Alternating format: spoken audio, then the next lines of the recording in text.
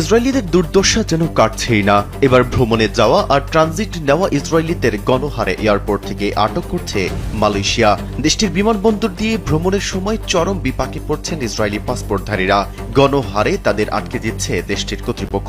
শনিবার ওয়াইনেট গ্লোবালের এক প্রতিবেদনে জানানো হয়েছে, সাম্প্রতিক মাসগুলোতে অন্তত ৮ জন ইসরায়েলিকে কুয়ালালামপুর আন্তর্জাতিক বিমানবন্দরে আটক করা হয়েছে।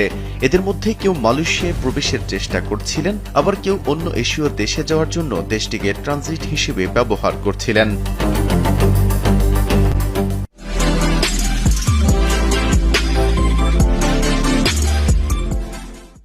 গত বুধবার ফিলিপাইনগামী একটি ফ্লাইটে ট্রানজিটের সময় ৪ জন ইসরায়েলি তরুণ তরুণীকে কুয়ালালামপুরে আটক করা হয়। তাদের মধ্যে ২ জন নারী জানান, থাইল্যান্ড থেকে ফিলিপাইনে যাওয়ার পথে তারা একটি চ্যাটবটের কাছে কুয়ালালামপুরে ট্রানজিট নিরাপদ কিনা জানতে চেয়েছিলেন এবং ইতিবাচক উত্তর পেয়েছিলেন তারা। তবে পরিস্থিতির অবনতি দেখে তারা ফিরে যাওয়ার সিদ্ধান্ত নেন।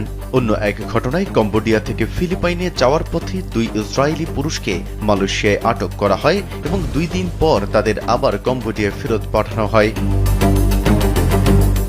প্রতিবেদনে বলা হয়েছে, সাধারণত এসব আটকের ঘটনা ২৪ থেকে ৪৮ ঘণ্টা পর্যন্ত চললেও অনেক সময় তা আরও দীর্ঘায়িত হয়, বিশেষ করে যখন অন্য দেশগুলো বহিষ্কৃত ইসরায়েলিদের প্রবেশে অস্বীকৃতি জানায়, তখন জটিলতা আরও বাড়ে। ওয়াইনেটের তথ্য অনুযায়ী সিঙ্গাপুরে অবস্থিত ইসরায়েলি দূতাবাসের হস্তক্ষেপে বেশ কয়েকজনকে মুক্ত করা সম্ভব হয়েছে। সিঙ্গাপুরে নিযুক্ত ইসরায়েলি রাষ্ট্রদূত নাগরিকদের মালয়েশিয়া ভ্রমণ থেকে বিরত থাকার আহ্বান জানিয়েছেন। তিনি সতর্ক করে বলেন, জীবনের ঝুঁকি থাকলে সব ঠিক হয়ে যাবে এমনটা ভাবা ঠিক নয়। মালয়েশিয়া ভ্রমণ বা ট্রানজিট এড়িয়ে চলার পরামর্শই দেওয়া হচ্ছে।